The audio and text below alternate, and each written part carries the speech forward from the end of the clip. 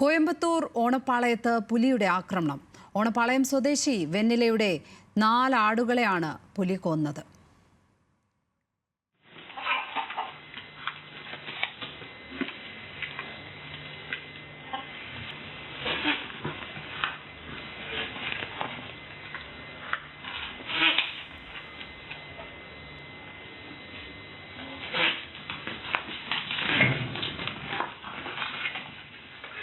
ശാന്തകുമാർ വെള്ളാലത്ത് ചേരുന്നു. ശാന്തകുമാർ, വളരെ കൂളായി പുലി വീട്ടുമുറ്റത്തെത്തുന്നു, ആടുകളെ കൊല്ലുന്നു. ആ കാഴ്ചയാണ് ഇപ്പോൾ നമ്മൾ CCTVയിലൂടെ കാണുന്നത്. ആരിലും ഭയം ജനിപ്പിക്കുന്ന കാഴ്ചകൾ.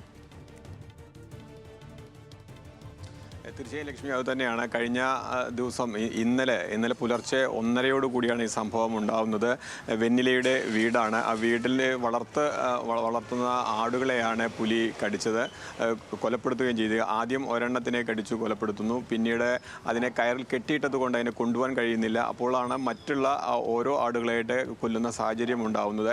ഇതൊരു ജനവാസ മേഖല തന്നെയാണ്. ഇവിടെ പുലിയുടെ സാന്നിധ്യം നേരത്തെ ഒന്നും ഉണ്ടായിരുന്നില്ല എന്ന് തന്നെയാണ്, അത്തരം ആശങ്കകളും ഉണ്ടായിരുന്നത് തന്നെയാണ് നാട്ടുകാർ പറയുന്നത്. പക്ഷേ ഇപ്പോൾ ഇത്തരത്തിലൊരു സാഹചര്യം ഉണ്ടായതുകൂടി തമിഴ്നാട് പോലീസും ഒപ്പം തന്നെ തമിഴ്നാടിൻ്റെ വനംവകുപ്പ് ഉദ്യോഗസ്ഥരും ഇന്നലെ തന്നെ സ്ഥലത്തെത്തി പരിശോധന നടത്തിയിട്ടുണ്ട്. പക്ഷേ പുലിയുടെ തുടർന്നുള്ള സാന്നിധ്യത്തെക്കുറിച്ചോ മറ്റോ ഒന്നും വിശദമായ ഒരു വിവരവും ഉദ്യോഗസ്ഥർക്കും ലഭ്യമായിട്ടില്ല.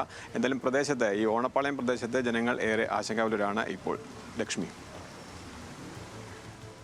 ശാന്തകുമാർ വെള്ളാലത്താണ് പാലക്കാട് നിന്നും വിവരങ്ങൾ പങ്കുവച്ചത്.